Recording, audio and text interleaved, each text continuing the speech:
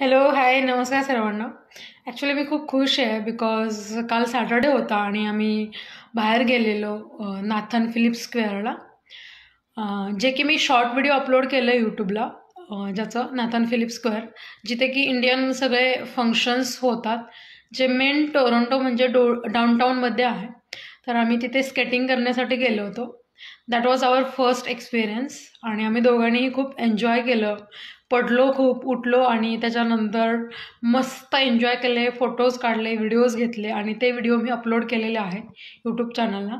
तर तुम्ही तिथे जाऊन नक्की बघा आणि अशाच छान छान व्हिडिओसाठी माझ्या यूट्यूब चॅनलला सबस्क्राईब करा, लाईक करा, शेअर करा आणि कमेंट करा.